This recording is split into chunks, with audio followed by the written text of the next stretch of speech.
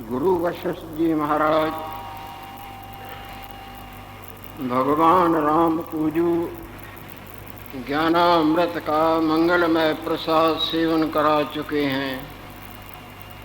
वही मंगलमय प्रसाद भगवान लक्ष्मी नारायण देव की अपार कृपा से हम सबों को प्राप्त होता आ रहा है और आगे भी श्री हरि देने की कृपा कर रहे हैं। पूर्व का प्रसंग राम भगवान के प्रश्न के उत्तर में गुरुदेव समझाते आ रहे हैं। ये राम जी, जिस तरह समुद्र में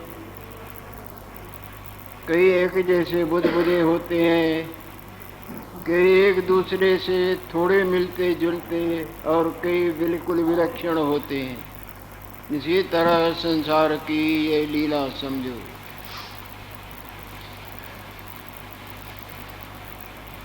अनंत बार पसरे पासार, ये पसारा कितने बार पसरा है कहा ही नहीं जाता।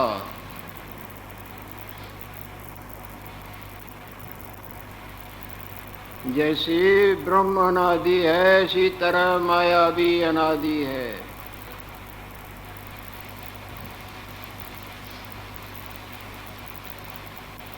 प्रभु अविनाशी एक अंकार, आखिरी में ये माया शांत हो जाती है। वास्तव जो ब्रह्म परमात्मा है वही सदा ज्यों का त्यों रह जाता है। तो कई तरह के प्राणी एक से एक बलवान, बुद्धिमान, ज्ञानवान, मूर्ख, तरह तरह के सही गलत चेष्टाएं अनंत हो रहे हैं और कहा ही नहीं जाता ये कब तक माया का प्रवाह। हाँ, जब वास्तवता ही का बोध होता है तब अवास्तवता ही रहती ही नहीं। जैसे रोशनी होने पर अंधकार का नामो निशान नजर नहीं आता, जैसे अपने जागृत रूप का बोध होने पर स्वप्ने वाली माया जो अनंत लीलाएं दिखा दिखा के नाचना चाहती थी, उसका अस्तित्व ही नजर नहीं। ये राम जी, ये जो नारद जी महाराज आपको दिख रहे हैं ना, इस जैसा आगे भी नारद जी महाराज होंगे और क्रिया भी दोनों की एक जैसी रहेगी और शरीर जैसा अब इनका देखते हो आगे वाले का भी ऐसा ही देखोगे। व्यास भगवान, शुकदेव, भृगु महर्षि और भृगु का पिता और महाराज जनक और करकड़ी और अत्रि ऋषिश्वर, जैसे ये अब है ना, और अत्रि जी महाराज की पत्नी अनसुया देवी जो परम पतिव्रता, जिनके पतिव्रता के आगे ब्रह्मा विष्णु महेश की भी न चली, उनको भी बालक बना के रख दिया।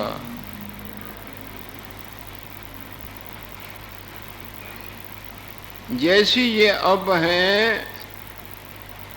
अब सती है, ऐसा ही आगे अत्रि और ऐसी ही स्त्री होवेगी।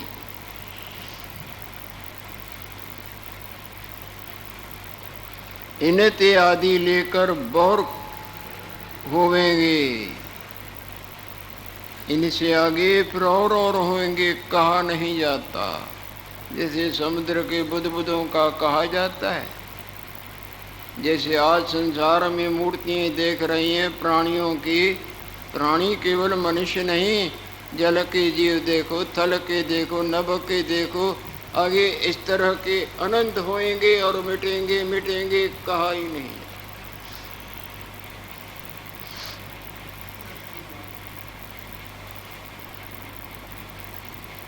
गुरु महाराज ने ही बोला है, अकाल पुरुष की देह में कोटिक ब्रह्म मही।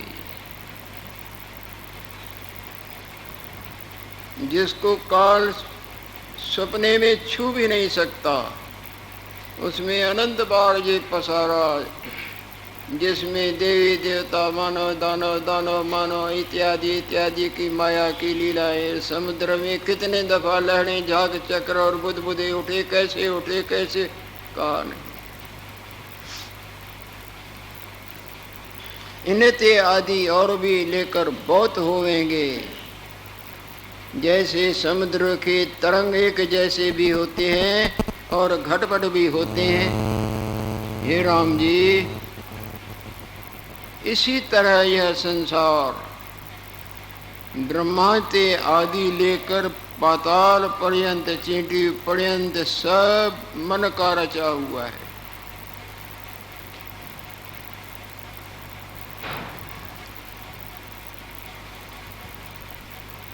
मन का मनन शांत तो संसार भी शांत। फिल्म की मूर्तियों को पूछ दें तो वो फिल्म वाली माया भी कुछ नहीं। जैसे मन रूपी फिल्म गाढ़ निद्रा में दब जाता है तो हम भी नहीं, तुम भी नहीं, देखने वाला भी नहीं, और जिनसे देखता था, जिनको देखता था, तीनों नहीं।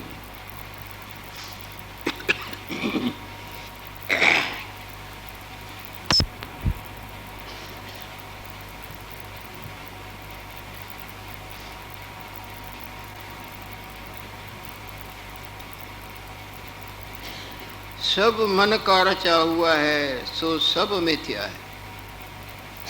जब यह चित्त कला बहिर्मुख होती है तब संसार देश काल होता है। दृष्टा दर्शन दृश्य दिखने लगता है जब मन का उत्थान होता है, और जब ये अंतर्मुख होता है तब केवल आत्मपद ही आपे आप रहता है। जैसे मन उठता है तो संसार भासता है, और मन गाढ़ निद्रा में दब जाता है तो संसार भी नहीं, हम भी नहीं, तुम भी। जिसके अज्ञान से ये मन का उत्थान दृष्टा दर्शन दृश्य होकर दिखता है, वो सही ये प्रतीति मात्र है। नहीं ज्ञान ज्ञाता ज्ञेय में से एक भी है वास्तविक। मैं एक केवल सत्य हूँ, ज्ञानादि तीनों काल्पनिक। नहीं ज्ञान ज्ञाता ज्ञेय, जानने वाला जिनसे जानता है, जिनको जानता है, जिसके भुलेखे से ये होकर दिखते हैं, वो सत्य है, और ये प्रतीति मात्र, ये उसमें कुछ भी नहीं। नहीं ज्ञान ज्ञाता ज्ञेय में से एक भी है वास्तविक। मैं एक केवल सत्य हूँ, ज्ञानादि तीनों काल्पनिक। अज्ञान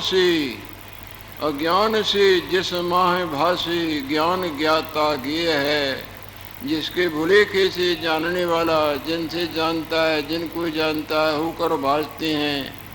अज्ञान से जिस महाभाषी ज्ञान ज्ञाता ज्ञेय है, सो मैं निरंजन देव हूँ आश्चर्य। जब बोध गंगा में तल्लीनता होती है तो ये अहम वासना रूपी उष्णता सदा के लिए समाप्त। जैसे आप जागृति में जब आते हैं तब सपने वाली मैं और उस मैं को जो भी मानना जानना मानना पाना गंवाना सब सब सब समाप्त हो जाता।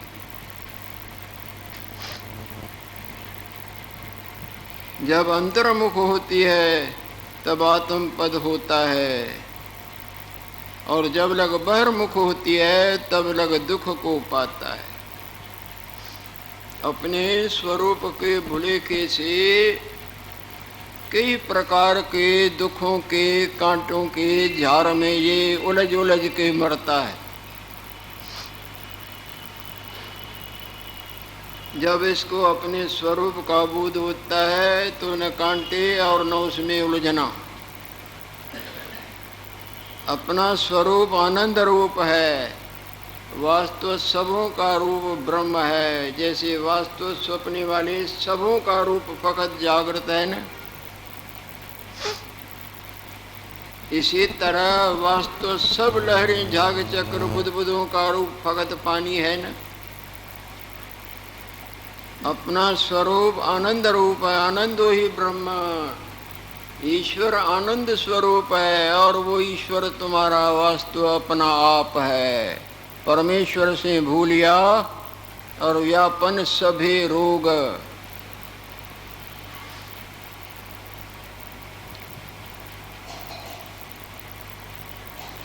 अपना स्वरूप आनंद रूप है, तिस्व के चित्त कला जाती है कि मैं सदा दुखी हूँ। उसके मिथ्या मैं के उत्थान से ये जन्मने मरने मानने जानने के माया के कांटों के झार में उलझ जाता है। देह और इंद्रियां साथ मिलकर दुखी होता है। जिस तरह सपने में जागृत भूलता है तो मैं को, उस मिथ्या को, रूप को अपना आप मैं अपना लेती है। देह भी इंद्रियां भी और अनंत दुख सुखों का भुगता के परेशान कर देती है। देह और इंद्रियां साथ मिलकर दुखी होता है। वास्तव में न ये देह तुम्हारा अपना आप है और न देह तुम्हारे में कोई है भी। जैसे जाग के देखें तो वो देह हमारा अपना आप नहीं और हमारी जागृत में वो केवल मन दिखाता है नहीं। इसी तरह मिथ्या मैं ये हमको अपने आप में देह रूप नाम और उनकी क्रियाएं अध्यारोप करके 84 का खिलौना बना के नचाती रहती। देह और इंद्रियां साथ मिलकर दुखी होता है। ताते हे राम जी इस अज्ञान रूप फुरने ते तू रहत हो। इस मन के उत्थान कोई माया और अज्ञान और दुख रूप इत्यादि करके बार बार समझाते हैं दृष्टांत दाष्टांत युक्तियों से। किसी तरह भी इसमें से तुम्हारी जो सत्यता की जान है उसको निकालो।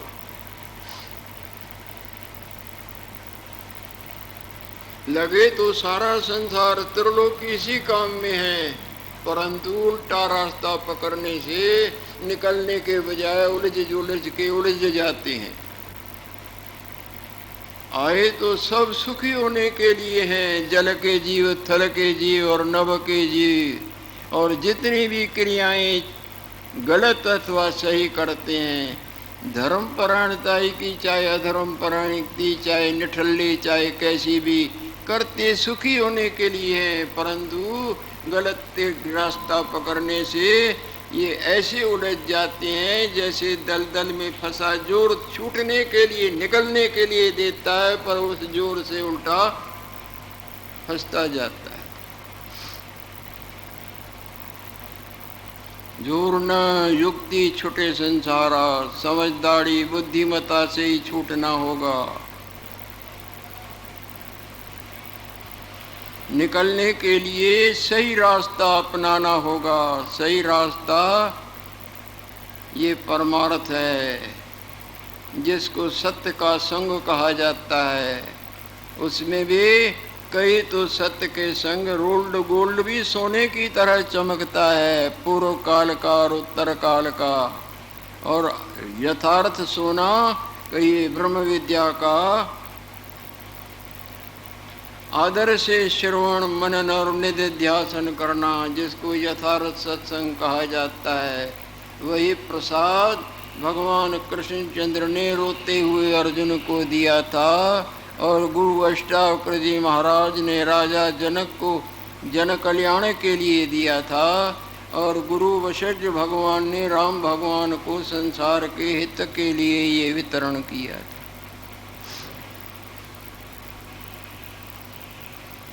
इस अज्ञान रूप फुरने ते तू रहत हो। फुरने कर ये अवस्था प्राप्त होती है जैसे चंद्रमा अमृत करके पूर्ण है। चंद्रमा में अमृत भरपूर है,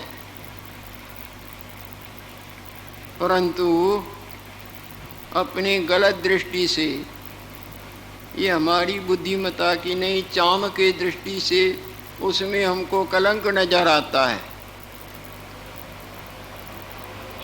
जैसे चंद्रमा अमृत करके पूर्ण है, तिस्व के चर्म दृष्टि करके कलंकता भासती है, तैसे आत्मा अमृत रूपी चंद्रमा विखे अज्ञान दृष्टि करके जन्म मरण शोक दुख भय कलंक देखते हैं। अज्ञान से आत्मा रूपी चंद्रमा में हमको अनंत जन्म और दुख इत्यादिकों का भान होता है, और यदि विवेक के दृष्टि से देखें तो आत्मा तो आनंद रूप है। जिसे निद्रा के दोष करके अपने आप में स्वप्ने में कितना दुख भुगतान होते हैं, और दोष रहत से देखें तो अपने आप में वो है ही नहीं, अपना आप तो उसकी माया कहाँ।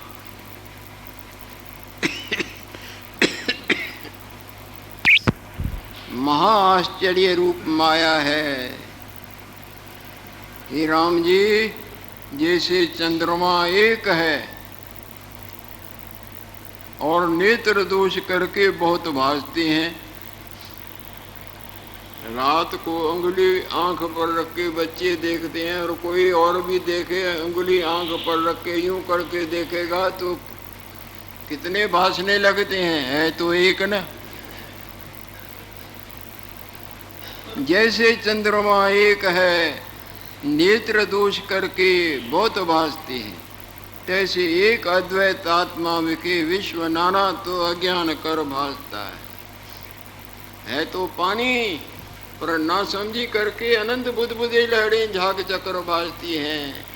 है तो फकत सोना, परंतु कल्पना वाली बुद्धि से कुंडल कंगन बटन मुद्री अनंत रूप नाम भासते हैं।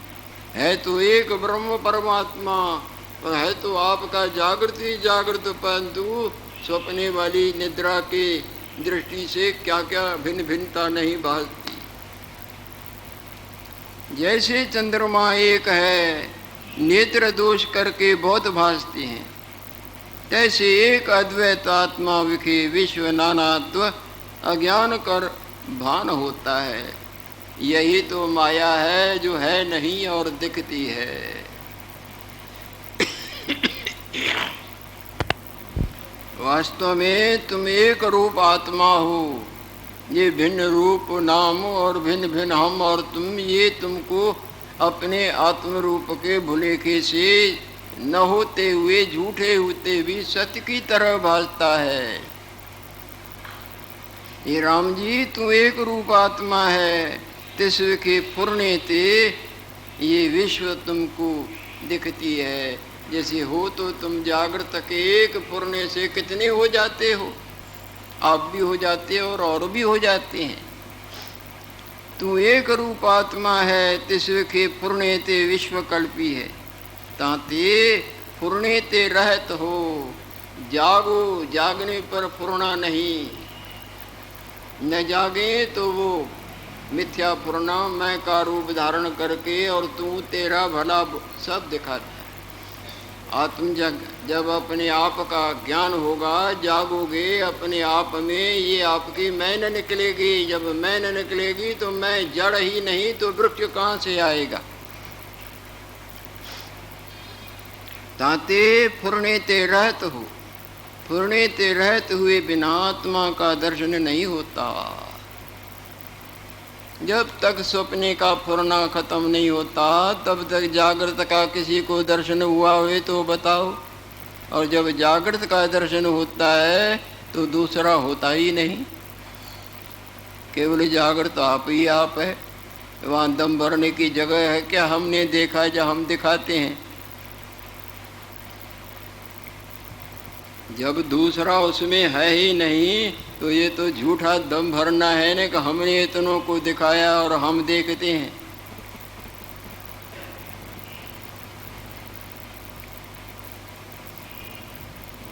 तू एक रूप आत्मा है, तिस्व के फुरने ते रहत, फुरने ते विश्व कल्पी है, ताते फुरने ते रहत हो। फुरने ते रहत हुए बिना आत्मा का दर्शन नहीं होता।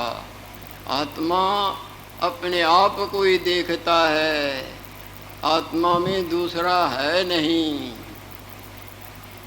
जैसे सपने का जब फुरना छोड़ देते हो तो जागृत अपने आप को ही देखता है, सपने वाला कोई उसको देखता है, बल्कि सपने वाला जागृत में जागृत रह जाता है। जानत तुम्हें तुम्हें है जाई, सो जाने जिस देह जन।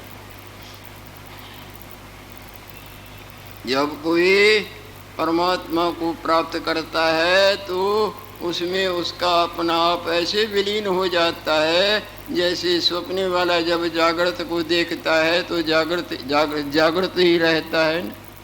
अंधकार जब रोशनी को देखता है तब केवल रोशनी ही रोशनी रहती है न। जानत तुम्हें है जाई, सो जाने जिसके ऊपर उनकी कृपा बरस जाए। तो फिर उन पर रहा भैया। जब गर्मी जोर पकड़ जाती है तो पसीना आ जाता है न। जब किसी का सत्य देव से स्नेह बहुत हो जाता है तो उनकी कृपा रूपी प्रसादी बरसात बरस जाती है। जब जोरदार झटके लगते हैं तो जागृति आ जाती है ना। इसी तरह जो बिल्कुल धर्म परायणताई, सत्य परायणताई, ईश्वर परायणताई अपना आप ही उस पर मनसा वाचा कर्म निचार कर देता है तो उनकी कृपा बरसाती कैसे न बरसेगी। आप भी जब काम बहुत करते हैं तो पसीना आ जाता है ना। भगवान को और कुछ भी नहीं चाहिए, चाहिए तो तुम्हारा स्नेह। राम है केवल प्रेम प्यारा और कुछ भी नहीं। यदि तुम कितने भी कर्म करो और स्नेह नहीं तो समझ लेना अभी तुम माया की वंचितताई में ठगे हुए हो। हृदय में जब स्नेह उमड़ जाएगा, चाहे तुम्हारे बाहर के कर्म कुछ भी दम न भरते हो, प्रेम बांध लेता है।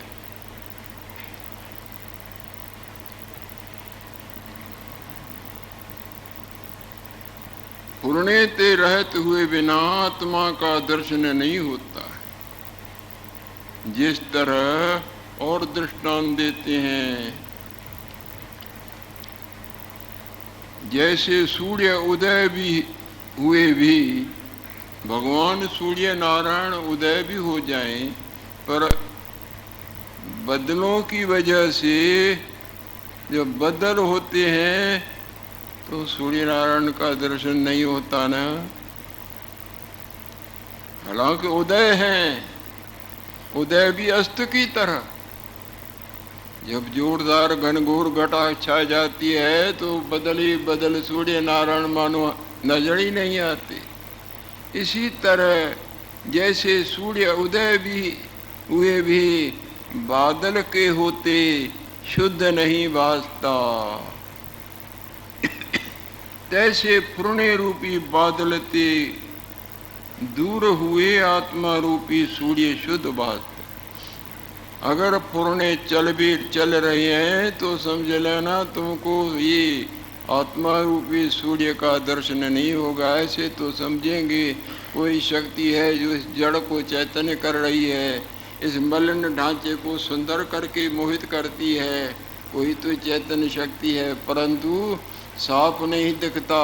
जैसे जोरदार बदल पड़े हों, आभास मात्र सूर्य नारायण नजर आवे, बाकी सही तो नजर नहीं आता। तैसे पुण्य रूपी बादल ते दूर हुए आत्मा रूपी सूर्य शुद्ध भासता है। और दृष्टा दर्शन दृश्य पुण्य ते पुण्य करके कल्पे हुए हैं। ये जितना भी देखने वाला जिनसे देखता है, जिनको देखता है,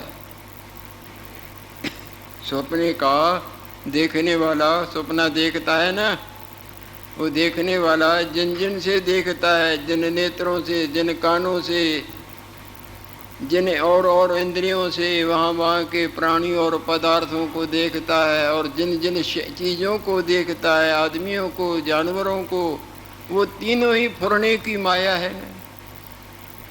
दृष्टा दर्शन और दृश्य देखने वाला जिनसे देखता है, जिनको देखता है, तीनों ही फुरने से होते हैं ना।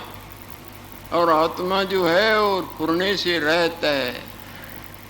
जब वो फुरना नहीं तो केवल शुद्ध शुद्ध शुद्ध ही शुद्ध अपना आप, जिसमें कोई कल्पना क्लेश कालेश। यहाँ अध्याय समाप्त हुआ है और अध्याय आगे आरंभ होने जा रहा। 68वां अध्याय अष्टषष्टितम सर्ग महामौन यत्नोपदेश वर्णनम।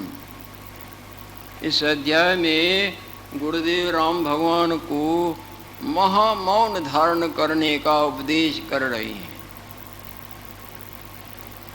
महामौन यत्नोपदेश वर्णनम। राम जी महामौन को अपनाओ। अब इसमें प्रश्न उत्तर चलेंगे कि मौन तो इतने प्रकार की हैं, तो गुरुदेव उन तीनों चारों मौनों को इधर कर देंगे, असली मौन पर प्रकाश डालेंगे कि वास्तव मौन किसको कहा जाता है। जब तक असली और नकली का सही तरह से ज्ञान न हो तब तक असली को कैसे प्राप्त करेगा। जब जानकारी रखता है कि ये रोल्ड गोल्ड है, ये गोल्ड है, ये ऐसा है, ये तैसा है, सीखता है बट्टियाँ इत्यादि का इस्तेमाल, तब उसको पूरा बोध होता है ना। ये all is not gold that glitters, ये सब सोना नहीं जो चमकता है। सोने की तरह कई वस्तुएं चमकती हैं। पीतल को भी जोरदार पॉलिश कर दो, रोल्ड गोल्ड को भी चमका सोने की तरह दिखे। कई आदमी ठगे जाते हैं ना।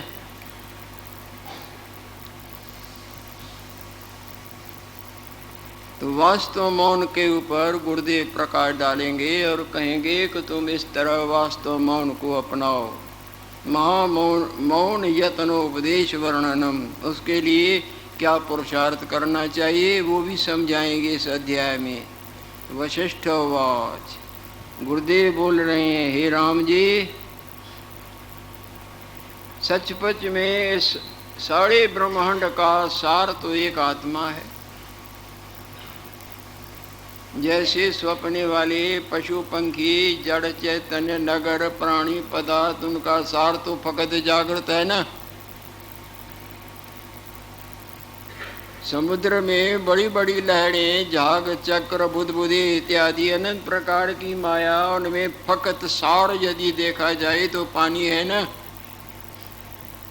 सोने के कई प्रकार के जेवर होंगे और उनका सार क्या, सोना ना। जितना भी हमारे मन का उत्थान है, इनका सार तो आत्म भगवान है। जैसे स्वप्ने वाला जितना भी मन का उत्थान है, उनका सार तो जागृत है ना। इसी तरह ज्ञान निद्रा में हमारे मन का जितना तुम्हारा हमारा हमारा उत्थान है, इनका असली असली असली सार तो एक, जिसको समझाने के लिए आत्मा बोलते हैं, वरना माँ बोल और सोच जा ही नहीं सकती। जहाँ सदा महामौन की गंगा ठाठा मारती रहती है। हे राम जी, यह इस संसार का सार जो आत्मा है, ऐसे आत्मा में तुम सुषुप्ति की न्याय मौन हो। अब प्रश्न चलेगा कि मौन तो इतनी होती है, ये आपने नई मौन सुनाई, ये वास्तव कैसे मौन होती है। इन मौनों के प्रश्न के ऊपर अब इस अध्याय में प्रकाश और आगे उसमें स्थित होने के लिए गुरुदेव जो मंगलमय प्रसादी देंगे वो प्रसाद आगे पानी।